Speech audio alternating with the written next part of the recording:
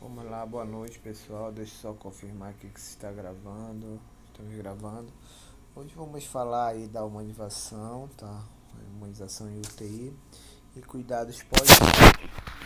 Então, quando a gente fala de humanização, é um assunto que vem sendo batido há muito tempo, não só dentro das salas de aula, mas também no contexto aí das redes sociais, de internet, jornais. Então vem sendo cada vez mais ampliado esse conceito de humanização. Mas o que é humanização? Tá? Vamos começar pela humanização aí. O que é humanização? Tá? É, Apesar do conceito de humanização ser um conceito assim simples, a gente tem o conceito de humanização voltado para a área de saúde. Então a gente vai ver assim esses dois conceitos. Eu vou falar um e o outro eu deixei discriminado aqui no slide. Mas antes de falar em humanização, vocês estudaram sobre ética e moral, né, lá no primeiro módulo. Então a gente, para atuar dentro dos preceitos de humanização, a gente também tem que ter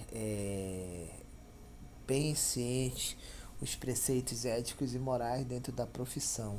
Não só da profissão, mas a questão do ser humano. Então, outra coisa que a gente tem que ter consciência e levar em consideração que os conceitos de humanização e a humanização em si, ela pode ser adquirida com conceitos científicos, teóricos científicos, aprender com leituras e com práticas, tá? E essas práticas habituais tem que ser levada para o cotidiano da questão profissional. O profissional que trabalha diretamente na assistência, a equipe de enfermagem, a equipe multiprofissional, ela tem que estar diretamente alinhada com os preceitos, não apenas éticos e morais, mas também com a questão da humanização. Então a gente vai falar lá do conceito de humanização, tá? O conceito abrangente de humanização, que se vocês olharem e digitarem humanização, o que mais vocês vão ver, que é o ato ou efeito de humanizar. Eu sou humano, aí a gente põe uma interrogação. Então, para que bater nessa tecla dentro aí da assistência sobre a humanização? Todos nós somos seres humanos e gostamos de ser tratado como tal. Então, na nossa assistência, a gente nada, no mínimo, tem que fazer uma assistência de qualidade nos preceitos da humanização. Então, além de falar um conceito básico, né, que é o ato ou efeito de tornar-se humano, o ato de humanizar, de tornar-se humano, benevolente ou mais sociável, a gente tem um conceito de humanização aí mais voltado para a área de saúde. Que humanização é o conjunto de valores, técnicas, comportamentos e ações construídas dentro de seus princípios, promovem a qualidade da relação entre a pessoa e o serviço de saúde. Então a gente vê aí que a humanização dentro da área de saúde são os valores que nós adquirimos desde o primeiro dia que nós decidimos ali que entramos dentro de uma sala de aula com conhecimentos. Não adianta eu atuar com humanização na assistência se eu não tenho o conhecimento para atuar dentro desse processo de cuidar, tá? Com técnicas, comportamentos, a gente leva em questão aí a postura do profissional, o alinhamento do profissional, a questão da humanização vai bem mais longe, chegar no horário, no seu horário de trabalho, para a questão da assistência, não perder a qualidade, você está no horário ali para troca de plantão, para assistência e horários de medicações ser administrado de acordo com a prescrição, tá? Para manter aquele ciclo de medicação dentro dos padrões normais em via sistêmica desse paciente. Então, essas ações são construídas dentro de princípios, esses princípios éticos e morais que além dos princípios científicos, são princípios que nós trazemos ali dentro de casa, são valores que nós agregamos ali na nossa criação, desde que nascemos e aprendemos ali a diferença do certo e errado, desde o início da nossa educação, tá? E promovendo a qualidade das relações entre as pessoas nos serviços de saúde. Então, eu costumo dizer, já aqui nesse primeiro slide, que para a gente atuar dentro dos preceitos ali de humanização, a gente tem que imaginar que aquele paciente lá é você ou um ente querido, que você vai atuar com o conhecimento que você tem, mas com valores, valores positivos, são valores agregados durante a vida, e a assistência de qualidade seria prestada com um olhar mais um olhar holístico, olhando aquele paciente não por pedaços, tá? Ou hoje eu vou fazer só o curativo, hoje não, hoje eu vou só dar esse horário aqui, eu vou dar o banho no leito. Então é uma questão mais ampla. A gente vai ver aí no decorrer desses slides que a gente vai falar de humanização. Então, e a gente vai ver aqui que dentro de uma instituição, a humanização ela é praticada e a gente vê dentro de uma instituição algumas técnicas e algumas estratégias realizadas pela gestão para tentar diagnosticar esses preceitos ali de profissionais que não atuam dentro da humanização, na assistência ao paciente. Então a gente tem estratégias ali, vamos lá. Tá? Então, a gente tem também os princípios da humanização. Tem três princípios básicos aí que a gente tem que saber e entender. É a participação das pessoas nas ações de gestão e atenção. Então, a gente tem, quando a gente entra numa instituição, num hospital, a gente assina um contrato e a gente tem que saber quais são os moldes de trabalho dessa instituição, tá? Ações de gestão. A gente tem ali uma cadeia hierárquica aonde a gente vai ter que primeiramente respeitar, e dentro dessa cadeia hierárquica a gente vê que a gente está lá para assistência, para atuar em prol desse paciente e atuar dentro não só do que a gente aprendeu, mas dos fluxos que essa instituição coloca, dispõe para a gente fazer uma assistência melhor de qualidade, atuando dentro dos fluxos da empresa em relação à atenção à assistência do paciente. Comunicação e dispositivos que favoreçam a interatividade. Então, a gente tem que aí uma comunicação efetiva, uma comunicação da equipe multiprofissional e interdisciplinar. Não adianta eu ter vários profissionais atuando na assistência, um médico, o fisioterapeuta, o assistente social, o enfermeiro. É uma equipe multiprofissional, bacana, tem todos os profissionais, mas elas trabalham com interdisciplinaridade. Ah, mas o que é isso, professor? Elas trabalham juntas, unidas em prol daquele paciente, ou elas trabalham em bloco? Ah, não, eu vou ver só a minha parte aqui como médico, ah, eu vou ver só a minha parte como fisioterapeuta, ah, aqui tem a minha parte como enfermeiro, ah, aqui minha parte como técnico de enfermagem. Não, a gente tem que ver essa questão de interdisciplinaridade, trabalhar junto, a equipe multiprofissional trabalhando junto, em prol da melhora daquele paciente. Aquele paciente está entubado, a responsabilidade ali do paciente entubado na questão de aspiração, na questão dos padrões da ventilação mecânica é do fisioterapeuta. Porém, a gente tem um fisioterapeuta para 10 pacientes e o técnico de enfermagem, assim como o enfermeiro, ele está mais direto na assistência. Então, quando ele observa alguma coisa diferente nos padrões respiratórios, na saturação do paciente, ele comunica logo o fisioterapeuta, chama o fisioterapeuta, chama o enfermeiro. Então, isso é trabalhar com interdisciplinaridade, trabalhar ajudando o outro profissional na melhoria desse paciente. E o terceiro princípio aí da humanização, tá, é consideração à subjetividade. que seria isso? A realidade psicoemocional e cognitiva do ser humano. Ou seja, a questão ali é a questão não só do que o paciente é assim como todo. A gente tem que ver a questão emocional, a questão do tratar desse paciente, a questão cognitiva, uma questão mais psicológica. Eu costumo dizer que a equipe de enfermagem é um misto de tudo.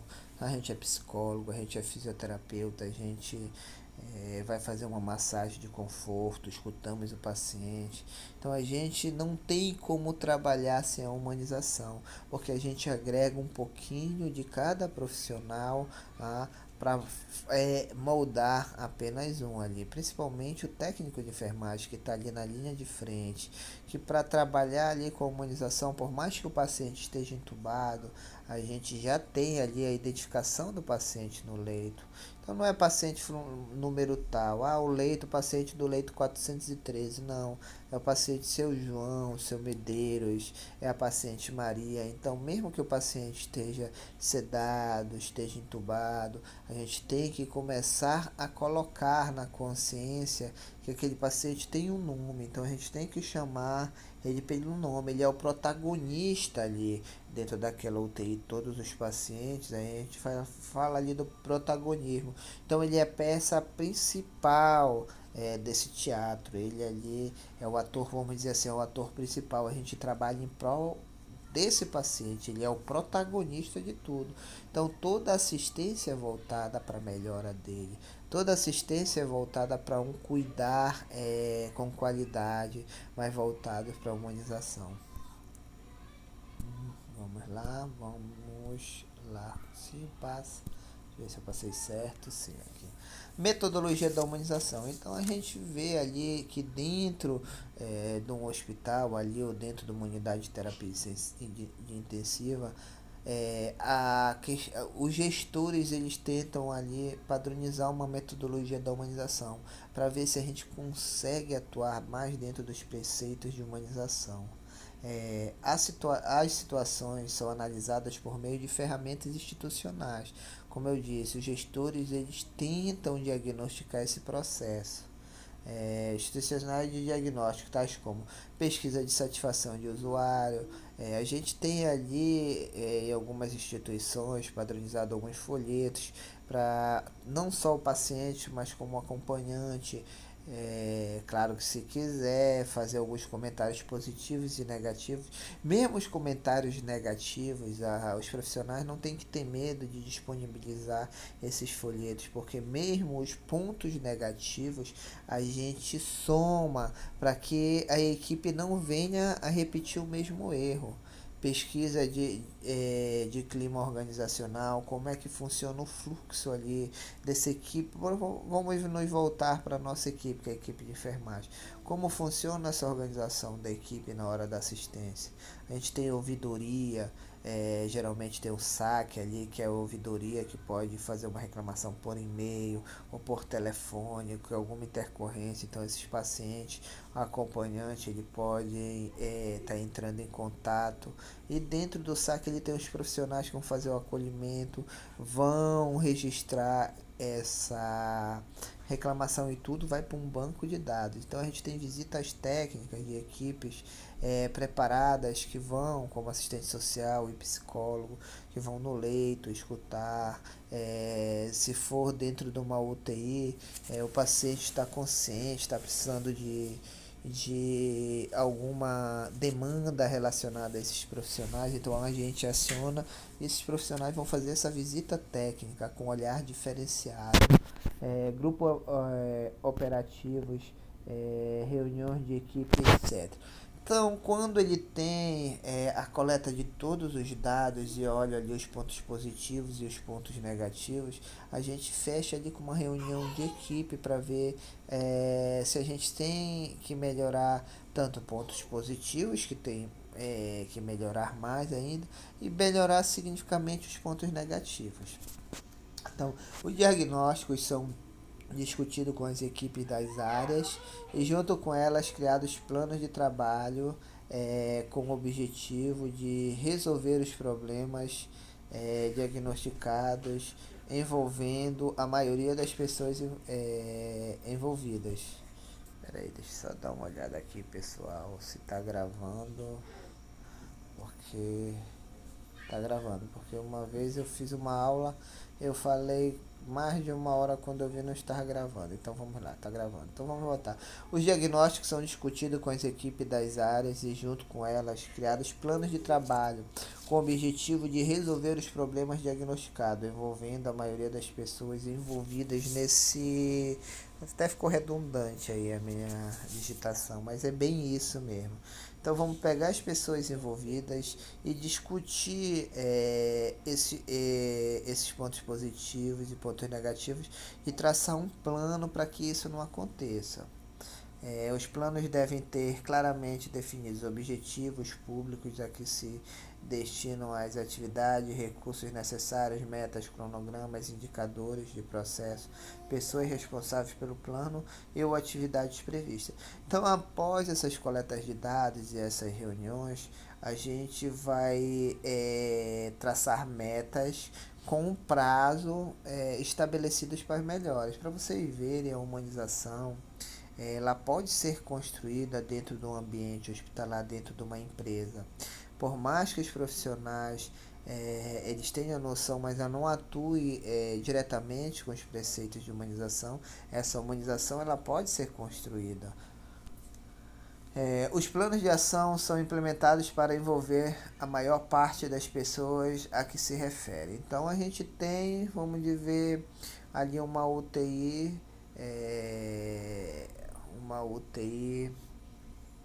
não uma UTI direcionada a, por exemplo, uma coronariana, uma UTI normal, sem especialidades. Então, esses planos foram voltados ali para a UTI, para a questão de assistência. Esses pacientes estão evoluindo muito com úlcera de pressão, que já foi falado, eu tenho certeza, em outras aulas, inclusive por mim, que a úlcera de pressão ela é uma falha muito grave da equipe assistencial, a não ser que esse paciente tenha restrição de movimento. Como um paciente ali que teve um TRM, um trauma raquimedular, como eu falei no vídeo, ele como ele tem restrição de movimento, então a gente, por mais que a gente ponha ali as placas de proteção, ele vai abrir mais cedo ou mais tarde alguma úlcera de pressão. Mas se esse paciente não tem nenhuma restrição de movimento e ele evolui com uma úlcera de pressão, isso dali é uma falha na assistência desse paciente, é uma falha de preceitos de humanização, porque uma simples mudança de decúbito, uma simples troca de fralda na hora certa, não deixando a fralda encharcar esse paciente evacuado por muito tempo, então a gente pode fazer com que esse paciente não evolua com um quadro de úlcera de pressão. Então esses planos são traçados, sempre envolvendo a maior parte das pessoas. Então aquela UTI está acontecendo na estatística muitas úlceras de pressão. Então a gente vai trabalhar dentro daquela UTI para colocar na consciência dos profissionais a questão, bem que a gente tem uma rotatividade de profissional em relação à assistência e de turno, mas mesmo assim todos esses profissionais vão ser conscientizados da questão da assistência de qualidade. O acompanhamento do plano deve ocorrer periodicamente, retomando as conversas com as pessoas nelas envolvidas para analisar resultados práticos, indicadores e realizar ajustes necessários, mudanças em rotina.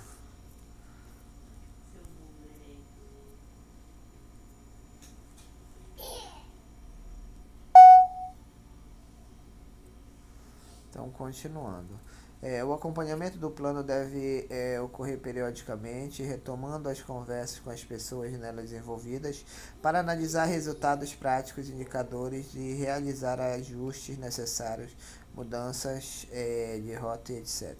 Ou seja, após todo aquele primeiro processo de reunião, de treinamento com a equipe, de conscientização da proposta da melhoria da assistência, a gente tem que traçar um período para ver se essa questão foi efetiva, se a equipe teve um feedback em relação ao treinamento e depois analisar o resultado.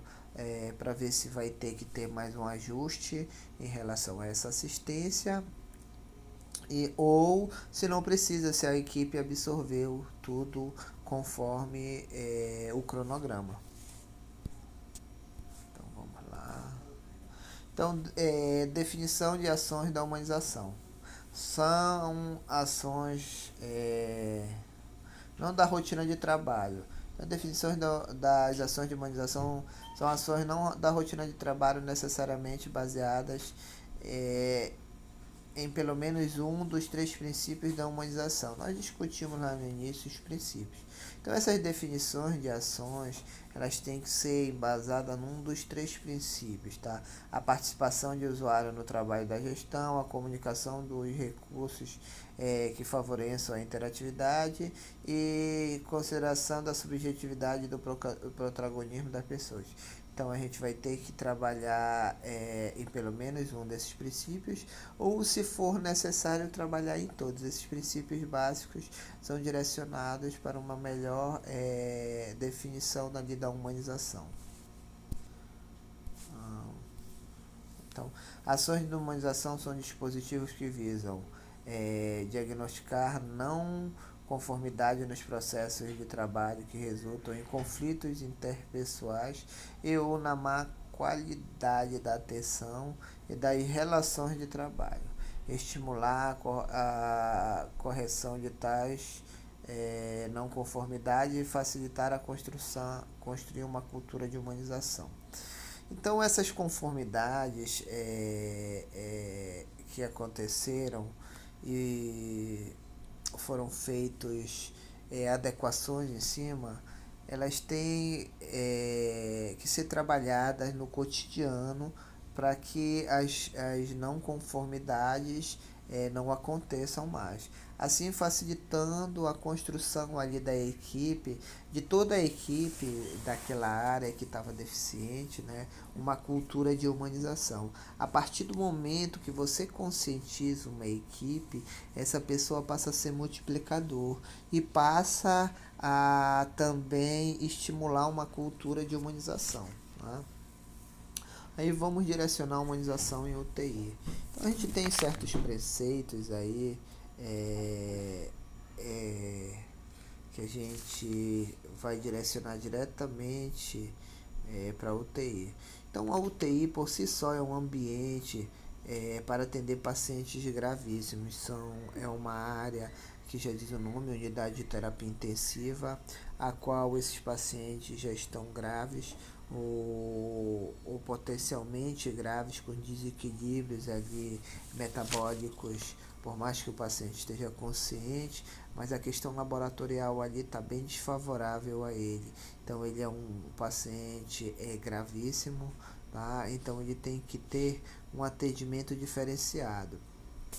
Além de ser um setor fechado, tá certo? Onde a gente tem visitas com horário padronizado. Se esse paciente estiver consciente, ele fica longe da família dele, longe do ente querido.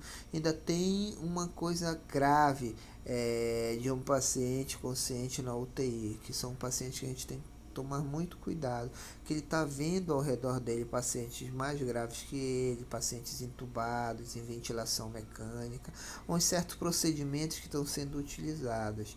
Por mais que, por exemplo, tenha uma parada cardiorrespiratória dentro da UTI, por mais que a gente ponha puxe a cortina e isole aquele paciente, ele está vendo toda a correria ali dos profissionais. Então isso impacta muito nesse profissional, nesse paciente consciente. Mas em relação aos pacientes que não estão conscientes, também a gente tem que tomar o mesmo cuidado em relação à humanização. A UTI tende a aparentar ser um ambiente hostil, negativo, que pouco produz saúde, predominando a imagem da morte, da dor e do sofrimento. Então, por si só, o paciente, os leitos de UTI, eles já são para pacientes ali com umas comorbidades bem acentuadas.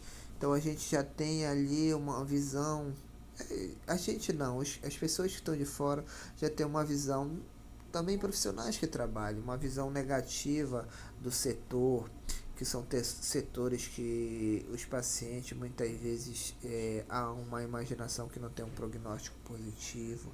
Eu mesmo que sou um profissional de UTI, eu já vi paciente que ficou há mais de 2 meses entubados e teve um prognóstico muito bom, evoluiu positivamente, saiu do tubo, além de ter saído do tubo, teve uma melhora significativa, teve alta da UTI, foi para a clínica, da clínica ele foi embora para casa. Então foi um paciente que saiu, um paciente muito grave, que saiu da UTI. Então a gente tem sim momentos negativos com perdas de pacientes. Tem o ambiente, é um ambiente onde os pacientes eles são potencialmente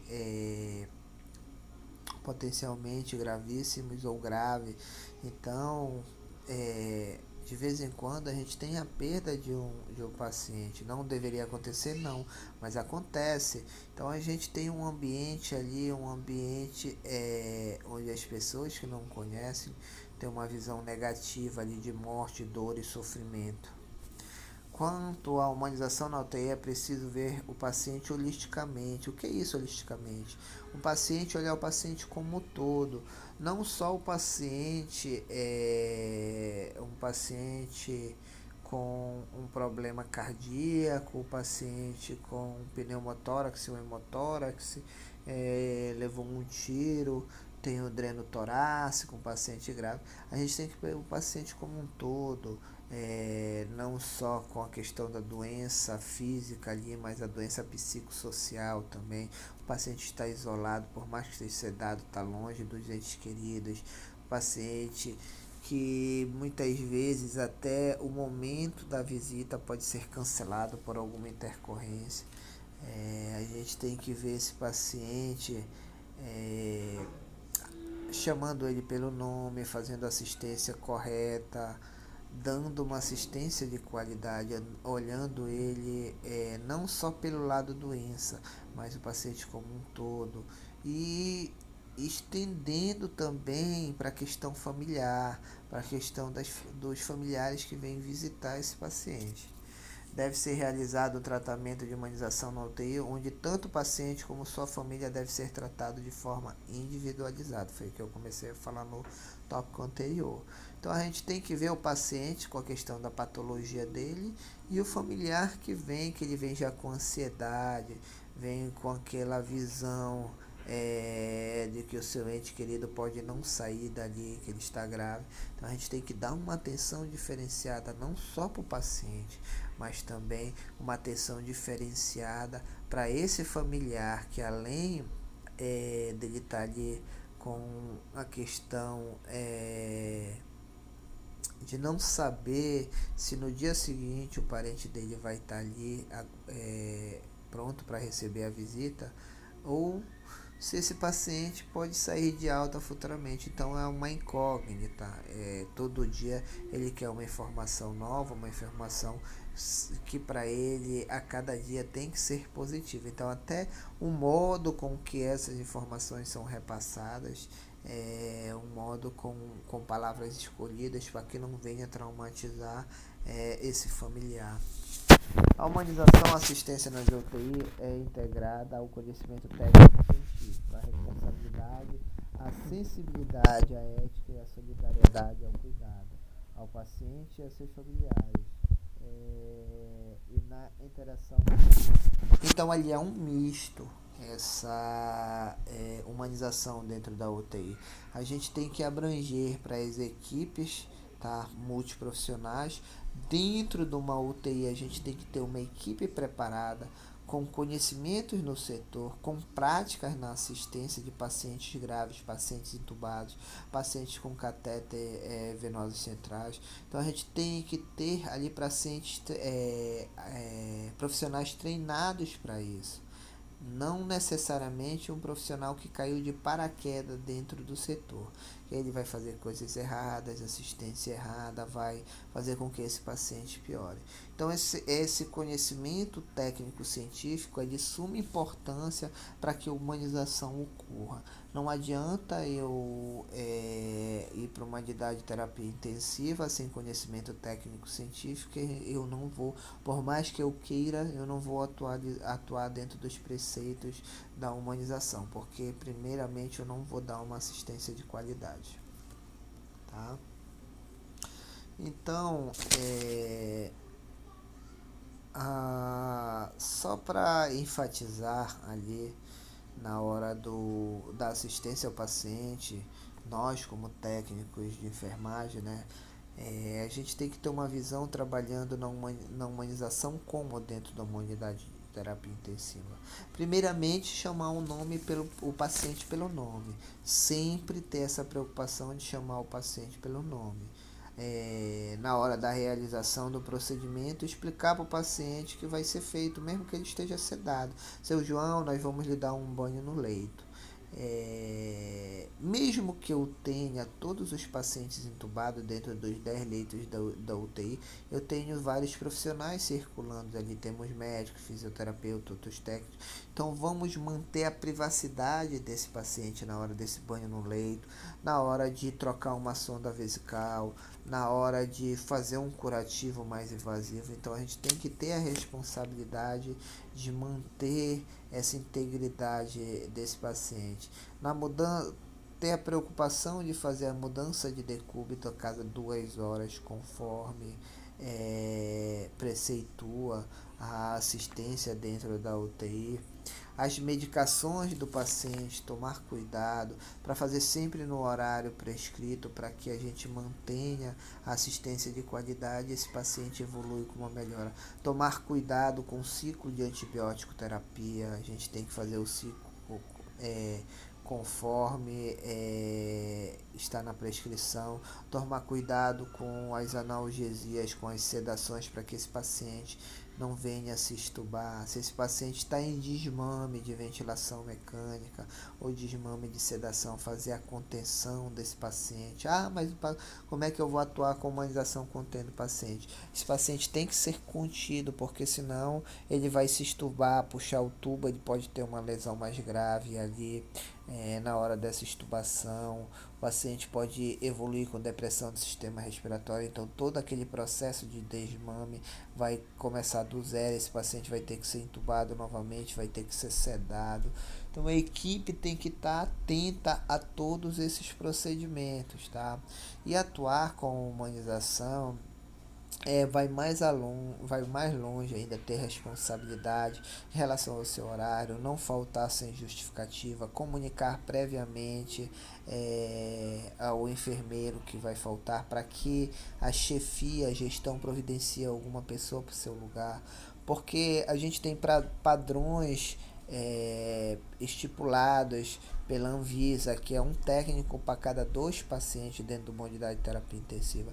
Quando eu tenho uma falta sem justificativa, vai faltar um colega dentro da equipe ali, e os outros profissionais, por mais que haja um remanejamento para dentro da UTI, para suprir a falta desse profissional, se essa comunicação não for feita cedo, efetivamente, esse remanejamento vai chegar muito tarde, e no início do plantão essa assistência não vai ser de qualidade.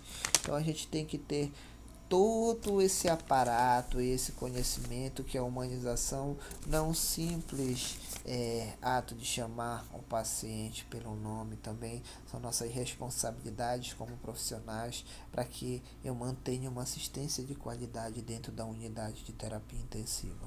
Tá? Então agora a gente vai falar ali sobre a assistência de enfermagem no paciente fase terminal e pós-morte, que são coisas também que, além de acontecer na unidade de terapia intensiva, pode acontecer em todo o hospital. Então a morte é a incapacidade de manter a homeostase pela perda das funções e integridade celular, podendo ocasionar necrose ou morte sistêmica. Então a questão da morte do paciente, até a questão da morte, a morte tem a parte fisiológica dela. que vem com a falência ali dos órgãos, a morte celular, dependendo do tipo de evolução, com necrose de tecido e assim sucessivamente. O que é necrose? É a morte celular ocorrida em um organismo vivo, havendo a reconstituição pelo próprio ou não, tá certo? Às vezes a gente tem ali uma necrose, uma lesão no pé, evoluiu com uma infecção, teve uma necrose parcial e o próprio corpo é, tomou cuidado de fazer ali a homeostase e manter o mais rápido possível a cicatrização daquela área. Então a gente teve ali um processo de necrose, mas teve a reconstituição daquela área pelo próprio corpo. Mas muitas vezes isso pode não acontecer, esse paciente evolui com septicemia e evolui com a morte. Então a morte sistêmica ocorre da morte celular em cadeia, onde há a difusão sistêmica básica do organismo, ou seja, a gente tem ali falência múltipla de órgãos. Geralmente, quando esse paciente morre, ele não, ele tem pode ter uma parada cardiorrespiratória, ou pode ter falência antes da parada cardiorrespiratória. Eu posso ter falência múltipla de órgãos. Os órgãos eles vêm parando sucessivamente até que os órgãos remanescentes não suprem a necessidade de manter a vida desse paciente. Esse paciente evolui com uma parada cardiorrespiratória e óbito. Então vamos lá. As fases que precedem a morte. Então a gente tem ali na questão da psicologia e da psiquiatria, que são as fases que precedem a morte. Esse paciente ele pode estar, como eu já falei várias vezes, em unidade de terapia intensiva consciente. Mas a gente tem pacientes que estão graves em outras, conscientes e graves em outras partes do hospital. E eles passam pacientes em estados terminais, pacientes com CA, pacientes que já têm ali um prognóstico de morte também vão passar por essas fases. A reação psíquica determinada pela existência com a morte vivida pelo indivíduo ou familiares foi descrita por Elizabeth Kubler-Ross como tendo 5 estágios sequenciais, que é a negação, a raiva, a barganha, a depressão e a aceitação. Então, a Elizabeth, ela fez aí um estudo e conseguiu diagnosticar essas 3 fases ali do processo de morte. Então, a negação são mecanismos de defesas temporários diante da morte. Então, quando esse paciente está em iminência de morte ou acha que está em iminência de morte, ele está em tratamento ou ele recebeu também a mensagem que vai morrer, que está em estágio terminal, que hoje em dia a gente não pode esconder do paciente, né? Então ele recebe, então ele vai primeiramente passar pelo estado de negação, tá? Então, são mecanismos de defesa temporária diante da morte. A intensidade e duração desse mecanismo de defesa depende de como a própria pessoa que sofre e as outras pessoas ao seu redor são capazes de lidar com a dor. Então a gente tem que ver que essa fase da negação ela pode ser influenciada também pelos familiares em relação à aceitação desse quadro. Então a negação é a não aceitação da realidade. Em geral, a negação é o isolamento não persistente por muito tempo. Então, é uma fase que não é tão prolongada dentro desse paciente. Então, a gente tem depois da negação a raiva, que surge devido à impossibilidade de manter a negação e o isolamento. Os relacionamentos se tornam problemáticos e todo o ambiente é hostilizado. Junto com a raiva, também surgem sentimentos de revolta, inveja e ressentimento. Então, ele acaba nesse processo de raiva potencializando e agregando outros sentimentos, tá? Que pode ser a revolta, a inveja, o ressentimento em relação a esse processo que ele está passando. Transformar a dor psíquica em agressão é mais ou menos o que acontece em crianças com depressão. É, É importante nesse estágio haver compreensão dos demais sobre a angústia, transformando-a em raiva na pessoa que sente interrompidas as atividades de vida pela doença ou pela morte. Então, esse processo de raiva é um estágio, tá? A qual esse paciente desenvolve logo após o estágio de não aceitação dessa patologia. Esse processo de morte ele pode ser também visto no processo de aceitação da doença, não uma doença degenerativa, não uma doença que leva à morte, mas esse paciente também pode passar por esses processos, tá? Depois da raiva tem a barganha, acontece após a pessoa ter deixado de lado a negação e o isolamento, percebendo que a raiva também não resolveu. A maioria dessas barganhas é feita com Deus e normalmente mantida em segredo. Então, muitas vezes essas pessoas, elas partem para o lado espiritual, dependendo do tipo de religião, se apegando mais para o lado religioso. A pessoa se envolve com a religiosidade e implora que Deus aceite sua oferta em troca da vida, como por exemplo sua promessa de uma vida dedicada à igreja, aos pobres, à caridade, ou a promessas como deixar de beber, deixar de fumar. Na realidade, a barganha é uma tentativa de adiamento. Então ele faz psicologicamente, ele chega nesse processo de barganha para ver se ele consegue tempo a mais nesse processo de adoecimento. Então, barganhando, assim como na questão religiosa. Nessa fase, o paciente se mantém sereno, reflexivo e dócil. Não se pode barganhar com Deus ao mesmo tempo em que se hostiliza pessoas.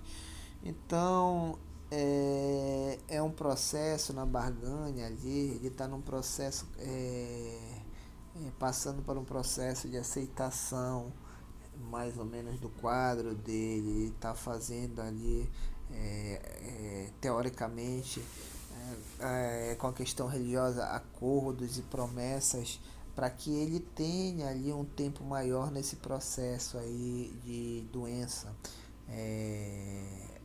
onde ele já tem um diagnóstico pré-definido. Tá? Aí logo em seguida vem a depressão.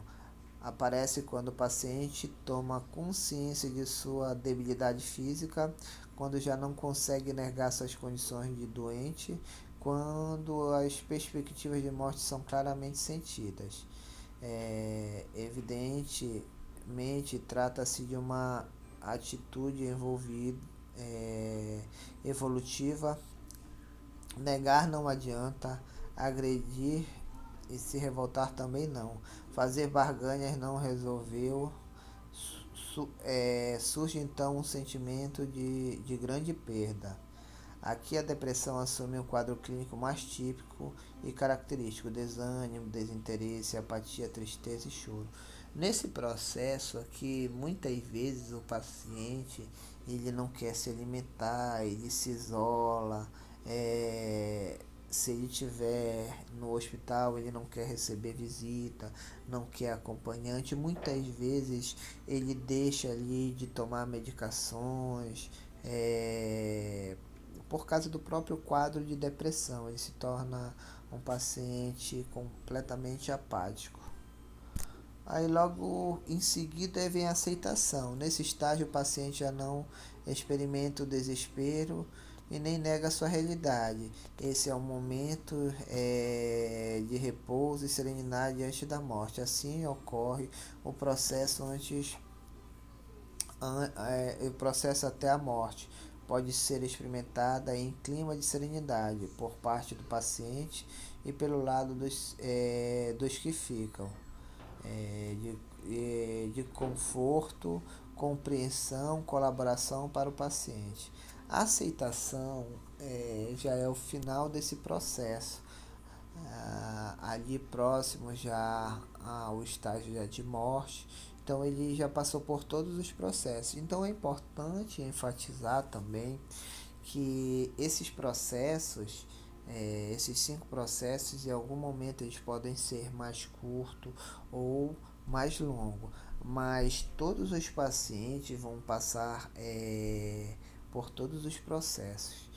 E a gente tem que ter a consciência como profissional de assistência direta ao paciente, o técnico de enfermagem, que ele tem que saber mediar com esse paciente, que isso é um estágio próprio da doença, é, do processo de adoecimento até chegar ao processo de morte. Muitas vezes o profissional da área de saúde ele vai ser hostilizado, ele vai ser muitas vezes tratado mal, e como nós conversamos sobre a humanização, a gente muitas vezes vai ter que aprender a absorver todos esses processos para que esse paciente tenha ali um processo de morte sem muito transtorno, porque é muito difícil a pessoa aceitar muitas vezes uma doença, um câncer estágio terminal, ali uma pessoa que se contaminou, que está com HIV, uma pessoa com hepatite C que vem fazendo tratamento a longas datas. Então são pacientes que muitas vezes eles vão passar por todos esses processos, e às vezes eles vão ter recorrência desses processos até que ocorra a aceitação. Alguns, como eu já disse, vão passar por um processo mais rápido, vão aceitar mais fácil, vão absorver mais rápido o processo do que o outro, e muitos vão chegar mais cedo e outros mais tarde no processo de aceitação. Tá? Então, orientação para ajudar os pacientes a enfrentar a morte é aceitar o comportamento dos pacientes, não importando qual seja. O paciente vai lhe agredir verbalmente, e a gente tem que saber muitas vezes mediar esse processo. O paciente, muitas vezes a gente sabe que ele tem que tomar uma medicação, mas ele vai querer. Deixa eu dar uma olhada aqui, pessoal, para ver se está gravando. Tá gravando, graças a Deus. Então, muitas vezes a gente vai ter que se deparar com esse paciente, muitas vezes sendo agressivo, sendo ríspido, tratando mal a equipe multiprofissional, e a gente vai ter que aprender a lidar com isso. A gente muitas vezes não vai saber, mas a gente vai ter que aprender a lidar com essas situações, que muitas vezes vai estar no cotidiano do profissional diretamente na assistência. Oportunize aos pacientes momentos para a expressão livre de seus sentimentos. Às vezes a gente tem que parar ali. Muitas vezes a gente está com mais de um paciente para assistência, mas a gente pode dar ali 2, 3 minutos para estar escutando um pouco esse paciente. Isso vai ser de suma importância para ele. Algumas palavras, aprender, muitas vezes nem responder, só ouvir o que ele está falando, isso já ajuda significativamente. Trabalhe para compreender os sentimentos dos pacientes. A gente tem na assistência uma rotatividade, muitas vezes a gente não fica no mesmo dia com o mesmo paciente, mas a gente vai, com o tempo, que são pacientes de longa data, aprendendo a compreender esse paciente, os sentimentos em relação à sua doença, em relação ao seu familiar, e até em relação ao tratamento e a assistência que a equipe multiprofissional está dando para ele.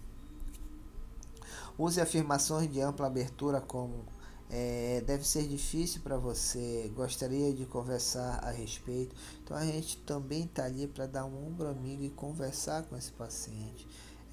E muitas vezes a gente estende não só para o paciente, às vezes para o acompanhante, para o familiar que está junto com ele. Né? Realizando os cuidados terminais. Então, os pacientes ali que estão em cuidado terminal, a gente tem que fazer a hidratação, que está na prescrição médica. Os cuidados terminais são os cuidados paliativos ali, para que esse paciente tenha maior conforto nesse processo de morte.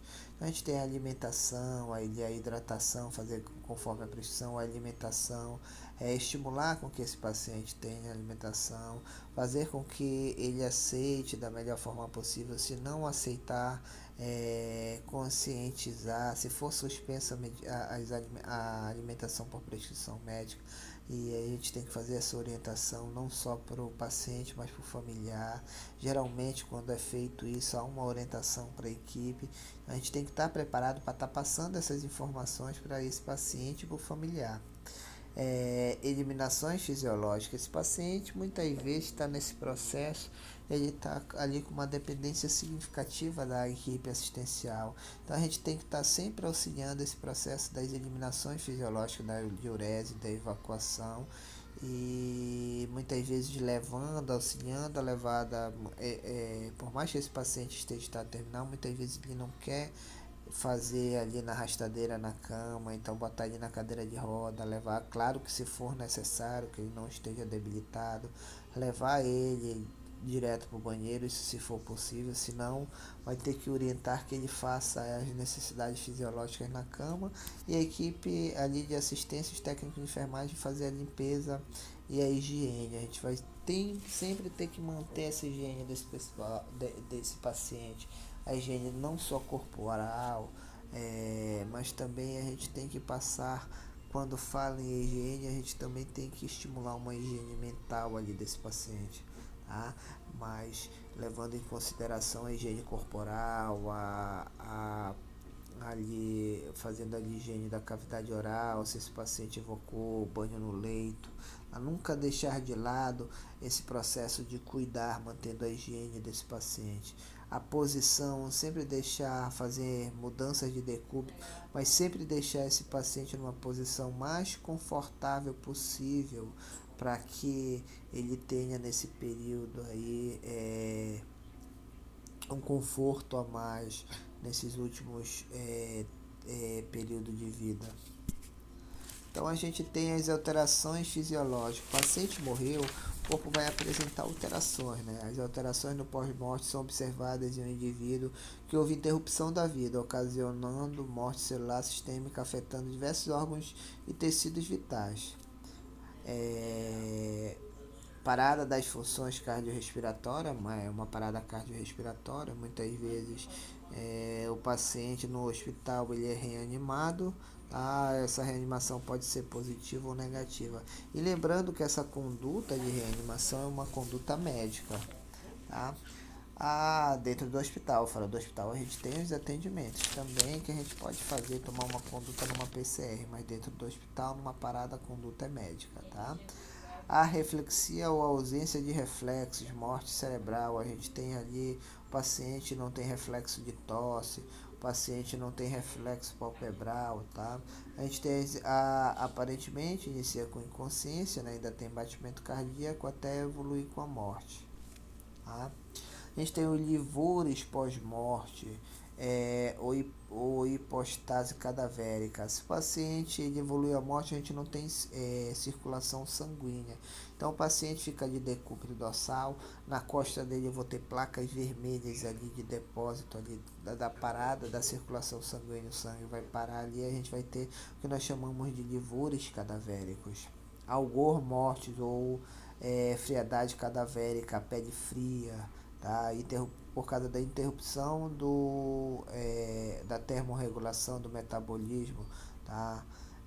Se eu não tenho metabolismo, as células estão mortas, a gente tem perda de temperatura, então a gente tem ali a questão da frialdade cadavérica, da pele fria. Rigor mortis ou rigidez cadavérica. Então, se eu já tenho a morte celular, não temos as contrações musculares e a produção do ATP, ali de ADP e ATP, que são as produções de energia das células, que são os ATPs. Se eu não tenho essa produção de energia, eu tenho morte celular, não tenho contração celular. Então, eu vou ter a rigidez cadavérica. A gente tem a coagulação de sangue, o deslocamento ou torção e ruptura de vísceras, tá? prolapso retal, que são quando uma parte do intestino ela vem ali para fora do corpo, tá? E o relaxamento de esfíncter, a gente tem ali muitas vezes o paciente tem diurese na bexiga, essa urina vai sair espontaneamente e resta ali também de bolo fecal que vai sair. A gente não tem os esfíncter que vão segurar, que são as musculaturas que seguram esse trânsito, não vão estar funcionando, então esses resíduos que tem dentro do organismo vão ser liberados. Tá?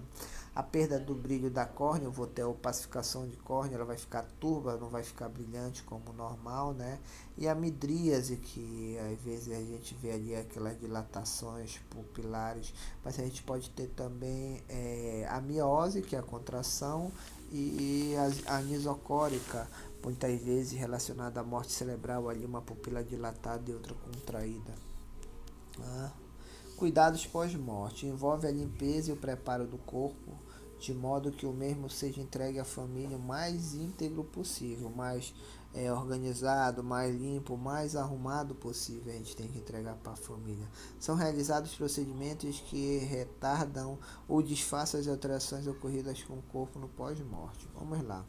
É, Vamos lá, as técnicas de preparo do corpo. Puxa as cortinas do leito. No leito de UTI a gente vai ter que manter sempre ali a integridade, mesmo com o paciente no pós-morte. A gente tem que manter a integridade desse paciente. Calçar a luva, sempre usar os EPIs. Esse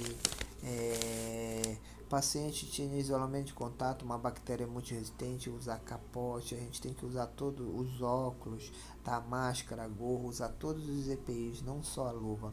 Coloque o corpo em decúbito dorsal, com os braços estendidos ao longo, ao lado da perna, do corpo, numa posição anatômica ou dobrado sobre o abdômen, ali, cruzando os dedos para que ele fique sobre o abdômen. Remova todos os equipamentos médicos, tais como ali os catéteres venosos centrais, as sonda vesical, sonda nasogástrica, curativos e etc. Tá? Também drenos, tudo a gente vai ter que remover desse paciente. Baixe as pálpebras, eleve discretamente a altura da cabeça, reponha ou mantenha as dentaduras na boca, as próteses em si, né? Higienização do corpo, fazer uma limpeza, realizar tamponamento de cavidades ali, nariz, boca, ânus, vagina, todas as cavidades têm que ser tamponadas. Fechar a ostomia, que são aquelas bolsas de colostomia, né? Pode ser a colostomia, urotomia, a traqueostomia, então a gente vai ter que fazer um curativo ali por cima. Tá? Aplique um ou mais forros higiênicos descartáveis entre as pernas e sobre as nádegas, ou seja, a gente vai botar ali, dependendo do padrão do hospital, são fraldas descartáveis, né, fraldas geriátricas e outros tipos de equipamentos de forros higiênicos.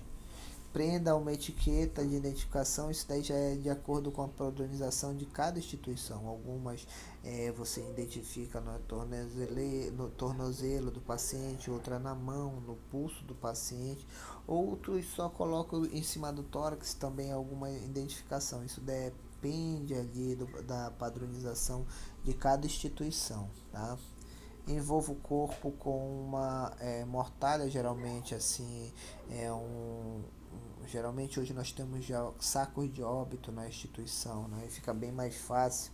Há outro tipo de cobertura para manter também a integridade do paciente. Fixe uma etiqueta de identificação na parte externa do corpo.